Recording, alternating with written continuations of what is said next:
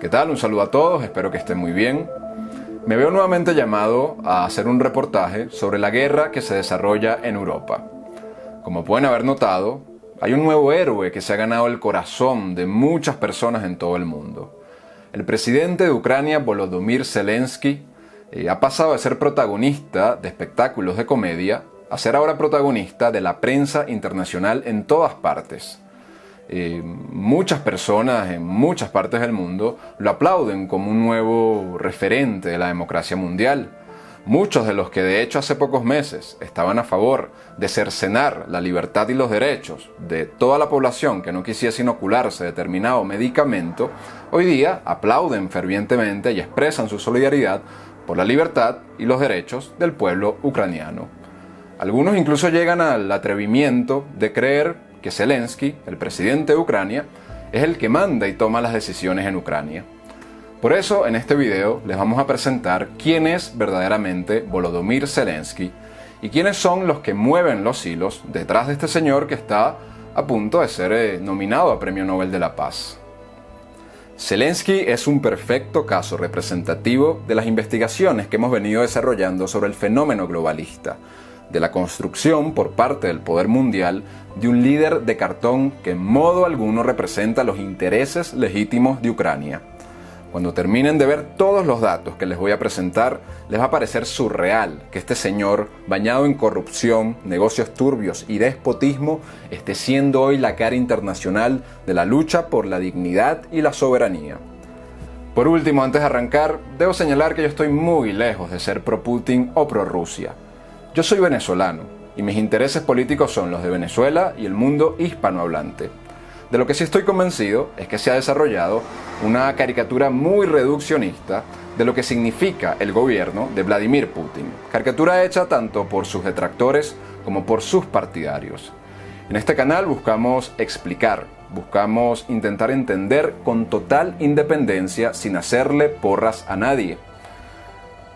Lo cierto es que a nosotros nos corresponde construir nuestro propio camino sin estar buscando ídolos en Rusia, en China, en Estados Unidos ni en ninguna parte.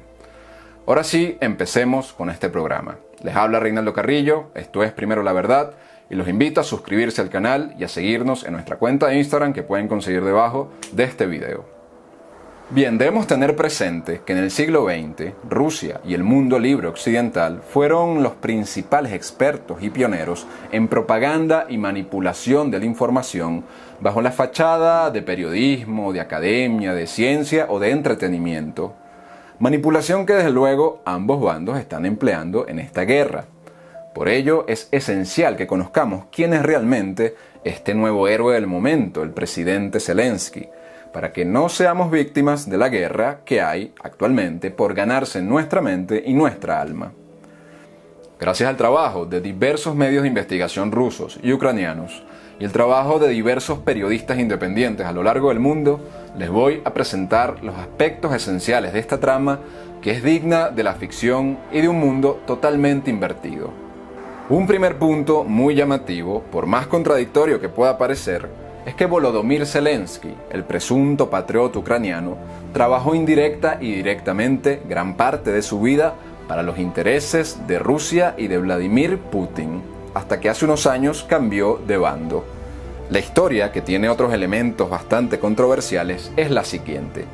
Volodymyr Zelensky, de padres judíos, criado en la República Socialista Soviética de Ucrania, abandona sus estudios en leyes a los 17 años, estudios que terminaría tiempo después de forma irregular, presuntamente por favores de su círculo de contactos. Zelensky abandona la carrera porque gracias a un director de cine soviético que conoció, logra ser incorporado en el año 1995 en uno de los principales programas humorísticos transmitidos desde Moscú, que se llamaba El Club de los Graciosos. Esta era la época postsoviética, llena de corrupción, en que el presidente ruso Boris Yeltsin intentaba abrir a Rusia a las mieles del liberalismo occidental, con, entre otras medidas, la privatización oligopólica de gran parte de la industria antiguamente estatal, incluyendo la industria mediática. El nuevo dueño de la televisora donde empezó a trabajar Zelensky se llamaba Boris Berezovsky, un multimillonario ruso que se benefició de este proceso de privatizaciones y que era muy cercano al grupo político de Yeltsin, grupo del cual Putin también formaba parte. Este oligarca Berezovsky vio en Zelensky un joven talentoso y manipulable. Una vez que Zelensky ganó la competencia nacional de humoristas del 97, le financiaron la creación de su propia productora audiovisual, televisiva y de cine con tan solo 19 años de edad. Y es aquí cuando la cosa empieza a ponerse un tanto siniestra. Según el periódico ruso de investigación Novaya Gazeta, a Zelensky le financiaron esta productora audiovisual a cambio de que la misma sirviera para el lavado de dinero obtenido de la trata de niñas en San Petersburgo. Este negocio inhumano floreció particularmente en San Petersburgo durante la alcaldía de Anatoly Sobchak, un político de la era postsoviética que es reconocido por haber sido el mentor y el padrino político de Vladimir Putin, quien de hecho, Putin en ese momento era director de negocios de la alcaldía durante esta época en que floreció este negocio. La productora de Zelensky también fue objeto de controversias por contratar a jóvenes de 14 y 15 años que luego aparecían en programas con clara connotación sexual. Así es, el nuevo héroe de la dignidad se prestaba para estas prácticas indignas desde muy joven, aunque tal vez para el occidente del relativismo sexual esto no sea mayor problema. Sigamos. Cuando Vladimir Putin llega a la presidencia, se inicia un proceso de estatización de diversos recursos estratégicos de Rusia, entre ellos el de varias cadenas televisivas. En este contexto, la productora de Zelensky creció vertiginosamente, al ser ahora contratada directamente por el Estado ruso. Pero había una condición a cambio del financiamiento estatal. Toda la programación debía ser en ruso y debía ayudar a mantener la influencia y la cultura rusa en las ex repúblicas soviéticas. De hecho, el idioma de crianza de Zelensky es el ruso. De esta forma, Zelensky abrió varias filiales de su televisora en varios países, incluyendo en su Ucrania natal, y fue ganando el mercado televisivo de buena parte de Europa del Este. Luego de este ascenso como testaferro y como pequeño magnate de contenido chatarra que él mismo a veces protagonizaba como literalmente un bufón comediante, a los 26 años de edad, en 2004, Zelensky se convirtió en el productor jefe del principal canal de televisión de Ucrania, llamado 1+1, y años después se convirtió en director de la televisión Inter, convirtiéndose así en una de las figuras más influyentes del periodismo y la televisión ucraniana. Estos canales, y esto es muy importante, eran propiedad del banquero multimillonario, oligarca y corrupto que hemos mencionado ya en nuestro programa anterior, conocido como Igor Kolomoisky. Zelensky ha llamado a Kolomoisky como su segundo padre, y el financiamiento y cercanía de este banquero a Zelensky, al igual que su padrinazgo en la política ucraniana, es algo que ha persistido hasta la actualidad. Un dato muy curioso es que el ucraniano israelí Kolomoisky fue hasta 2015 uno de los principales aliados explícitos y públicos de Vladimir Putin en Ucrania. Esto se mantiene así hasta que ocurre el cambio de régimen en Ucrania auspiciado por Estados Unidos y Kolomoisky cambia sus alianzas.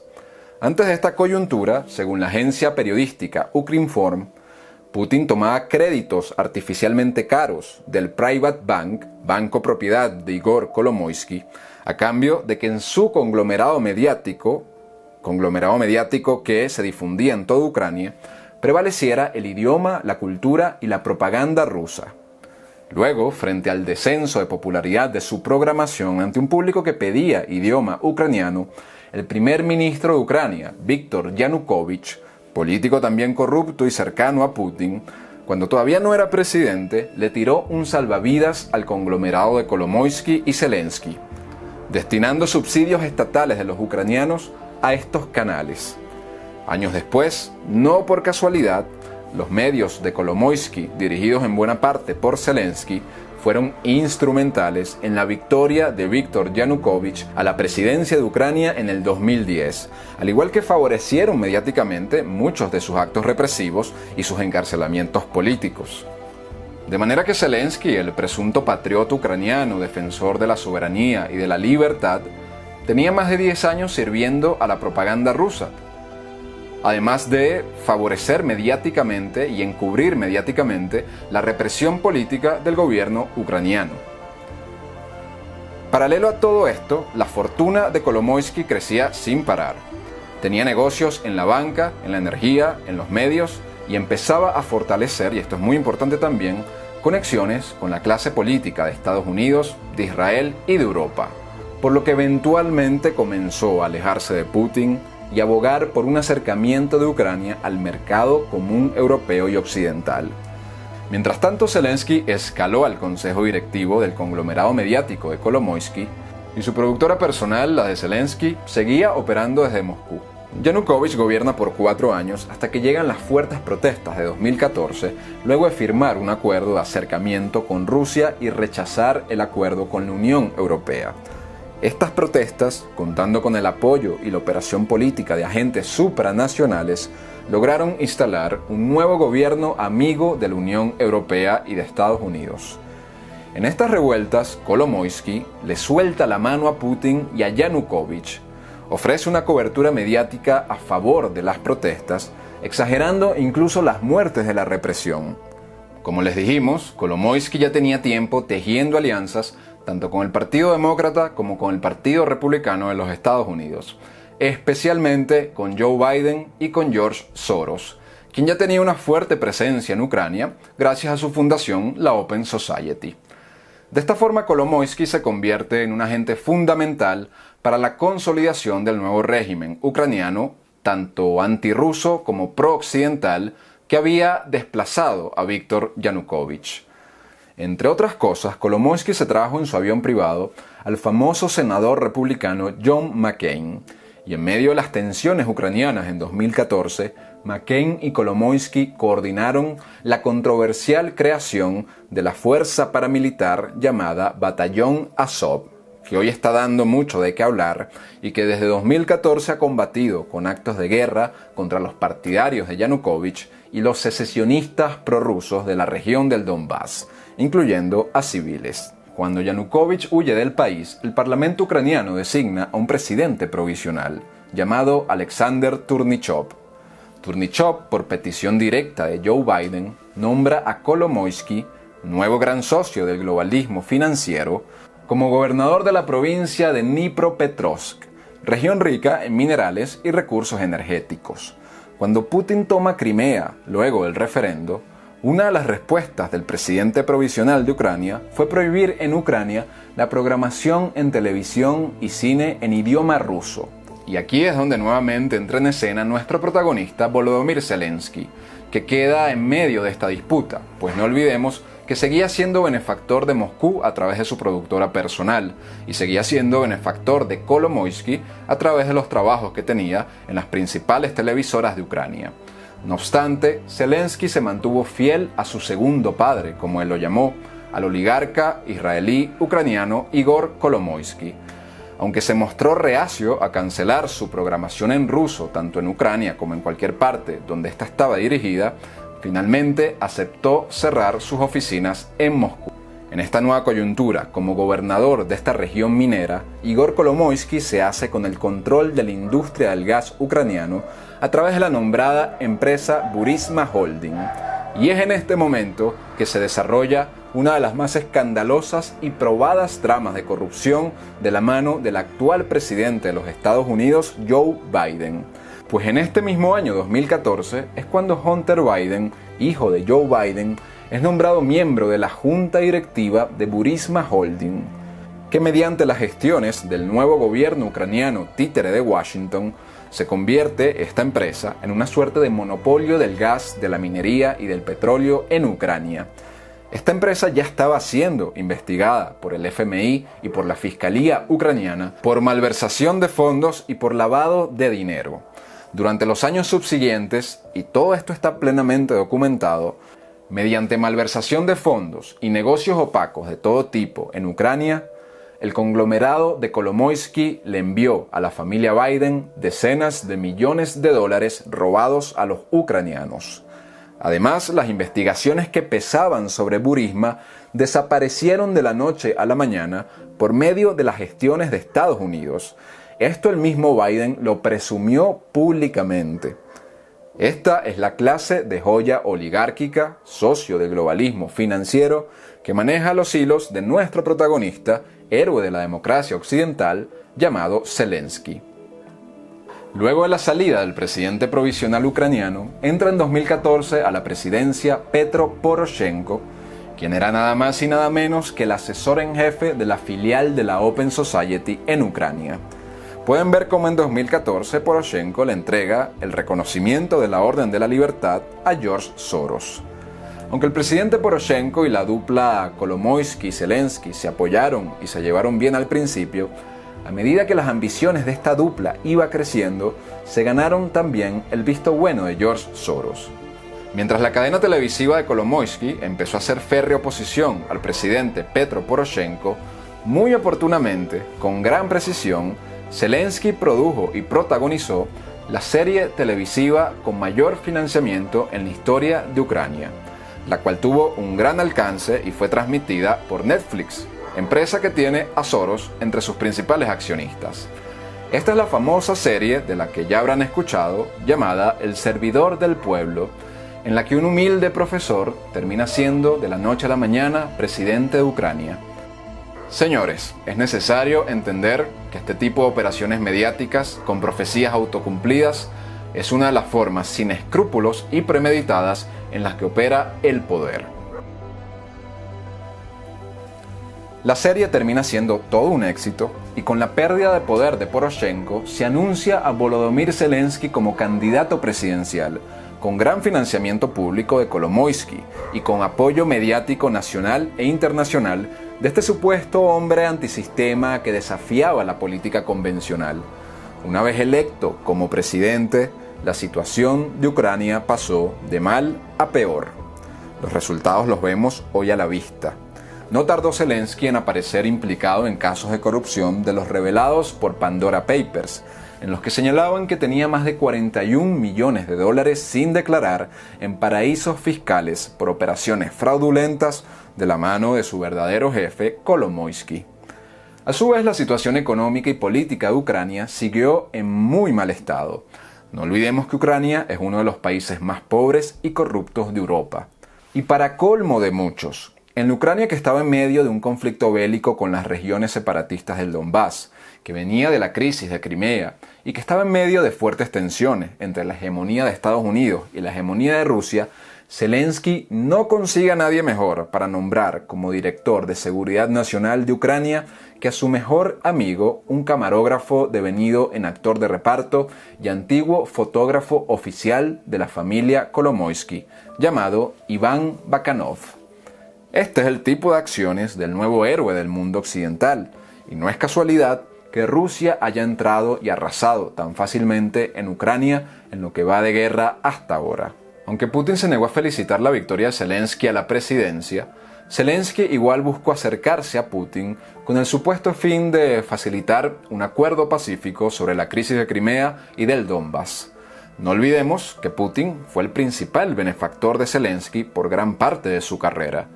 Sin embargo, en poco tiempo la retórica de Zelensky y de Ucrania en general empezó a tornarse a favor de unirse a la OTAN y de unirse a la Unión Europea y de incluso adquirir armamento nuclear.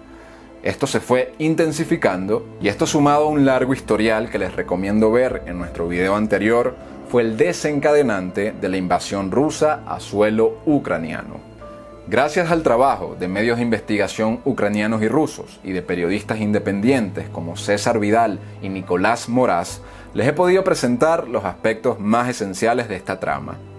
Retomando lo que les dije al principio, solo en una realidad profundamente invertida, un señor cuya carrera surgió gracias a la trata de niños, que fue agente de propaganda rusa por más de 10 años, que ha sido súbdito de un oligarca ucraniano sin escrúpulos que ha estafado y robado a la nación, y que ha sido marioneta del globalismo financiero que ha desarrollado guerras en todas partes del mundo. Solo un señor con estas cualidades puede ser convertido de la noche a la mañana en un nuevo héroe de la libertad y de la soberanía. una muestra más de los mecanismos de subversión del poder supranacional y la manera en la que operan. Les habló Reinaldo Carrillo, esto es Primero la Verdad. Los invito a suscribirse al canal y a seguirnos en nuestra cuenta de Instagram, también llamada Primero la Verdad, y que Dios los bendiga a todos.